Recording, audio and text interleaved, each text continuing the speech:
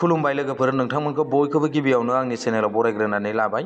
आसा खालामो नोंथांमोना भिडिअखौ जोबजासिम नायलांगोन आरो सोरबाफोर चेनेलाव गोदानै फैदोंब्ला दासिमबो जुदि आंनि चेनेलखौ साबस्क्राइब खालामाखैब्ला अननानै चेनेलखौ साबस्क्राइब खालामनानै हो, लोगोसे लाइक आरो शेयार खालामना हो दे लोगोफोर।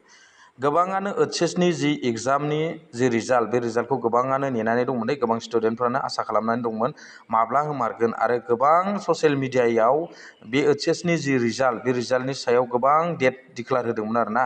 गोबाङानो गोबां पस्ट खालामदोंमोन, सोरबा 20 एप्रिलाव होननानै बुंदोंमोन, बेनिफ्राय सोरबा 22 एप्रिलाव, बेबायदिनो 25 एप्रिलाव गोबाङानो बाथ्रा बुंदोंमोन। नाथाय नोंथांमोना दिनै क्लियारलि मिथिनो हासिगोन जे ओइचएसनि जि एग्जामनि जि रिजाल्टनि जि डेट, बे डेटखौ नोंथांमोननो आसामनि जि सोलोंथाइफोरनि मन्थ्रि रनज पेगु बिथाङा गावनि टुइटारनि गेजेरजों पस्ट खालामनानै बिथाङा फोसावना होबाय आरो फिक्स डेटखौ नोंथांमोना फैबाय थानाय नैबे एप्रिल दाननि 28 थारिखआव नैबेवहाय नोंथांमोना नायनानै लानो हागोन। 28 थारिखआव नोंथांमोना बिनि जि ओइचएसनि फिक्स रिजाल्ट, बेखौ नोंथांमोना मोननो हासिगोन आरो दा लोगोफोर। नोंथांमोना सोरबाफोर जुदि स्टुडेन्टफ्रा गोसो गुदुं जानानै दङब्ला, माब्ला मोनगोन गोसोआव सानबाय दङब्ला, नोंथांमोना जुदि आंनि चेनेलाव आंनि भिडिअखौ नायदोंब्ला नोंथांमोना फिक्स डेटखौ मोननो हासिगोन आरो नैबे 28 एप्रिलाव आसामनि सोलोंथाइफोरनि मन्थ्रि बिथां रनज पेगुआनो बेखौ फोसावनानै होखाबाय आरोना लोगोफोर।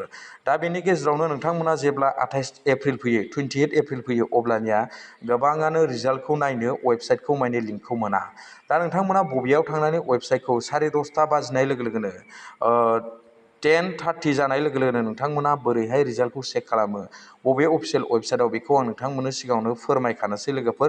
नोंथांमोना जेब्ला रिजाल्ट होगोन 28 थारिखआव, बे 28 थारिखखालि नोंथांमोना बे रिजाल्टखौ चेक खालामनानै लाबानो जाबाय। 10:30 बाजिनाय लोगो लोगोनो नोंथांमोना रिजाल्टखौ मोननो हागोन आरो ना लोगोफोर। आं नोंथांमोननो बेखौ दिन्थिलांनोसै। दानिया लोगोफोर, नोंथांमोना गावनि मबाइल फननि गुगोल ब्राउजारखौ अपेन खालामनानै लादो आरो बेवहाय नोंथांमोना सार्च खालामनानै हो। मा सार्च खालामनांगोन नैबेखौ नोंथांमोना सार्च खालामनानै लाबानो जाबाय आरो। जेब्ला 28 थारिख एप्रिल जागोन, ओइदिनखालि नोंथांमोना बेखौ सार्च खालामनानै होबानो जाबाय। ahsec.assam.gov.in 2026 नोंथांमोना बेबायदि सार्च खालामनानै लाबानो जाबाय गावनि मबाइल फननि क्रोम ब्राउजाराव आरोना। बेनि उनाव नोंथांमोना फार्स्ट लिंकआवनो खनसे क्लिक खालामनानै होबानो जाबाय दे लोगोफोर। आं बेवहाय क्लिक खालामनानै दिन्थिनि। क्लिक खालामखांनायनि उनाव नोंथांमोनाव बेफोरबायदि पेजआ अपेन जासिगोन। दानिया बेवहाय आसाम हायार सेकेन्डारि रिजाल्टनि अफिसियेल वेबसाइटआ बेवहाय अपेन जाबाय। अपेन जाखांनायनि उनाव नोंथांमोना मा खालामनो नांगोन, नोंथांमोना नैबेवहाय रिजाल्ट लिरनाय दंना, नैबेवहाय थार्ड अपसनाव, नै फार्स्ट सेकेन्ड थार्ड, बे थार्डआव नोंथांमोना खनसे क्लिक खालामनांगोन आरो। आं बेवहाय क्लिक खालामनोसै लोगोफोर।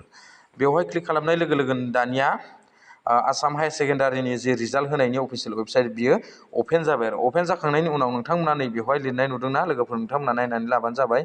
नैबेवहाय नोंथांमोना दाख्लैबो आङो भिडिअनि गेजेरजों नोंथांमोननो फोरमायखादों बोरैहाय चेक खालामनाय जायो रिजाल्टखौ। बेवहाय नोंथांमोना 2026 नुदों, 2025 नुदों। बेयाव गासिबो 2025निल' पस्ट जानानै दङ आरोना। सिगांनि रिजाल्टआ बेवहाय आपडेट जानानै दङ आरो। दानि गोदान 2026नि ओइचएसनि रिजाल्ट, बियो बेवहाय आपडेट जानानै फैथ'वाखै आरो लोगोफोर।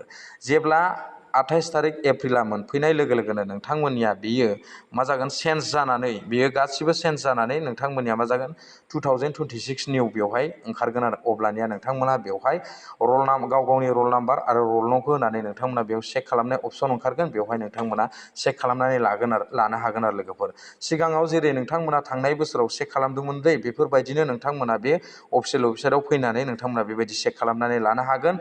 आरो जायफोर स्टुडेन्टआ बेवहाय कुवालिफाइड जादों, बेवहायनो नोंथांमोना मिथिनो हागोन आरो ना लोगोफोर। आं बेखिनिखौ नोंथांमोननो फोरमायखाबाय।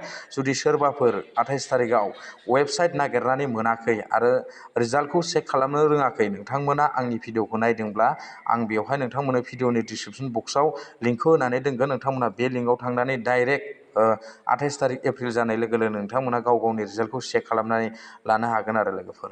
दा आं बयखौबो आसा खालामो, जायफोर स्टुडेन्टफ्रा बा जायफोर फरायसाफ्रा ओइचएसनि जि रिजाल्ट फरिखा होदों, बिथांमोना एग्जाम होदों, बिथांमोना जाहाथे बयबो मोजाङै मोजां कुवालिफाइड जायो आरो मोजां मार्क लानानै बयबो पास जायो, आं बेखौ आसा खालामबाय। दा दिनैनि आपडेटआ बेखिनियानोसै लोगोफोर।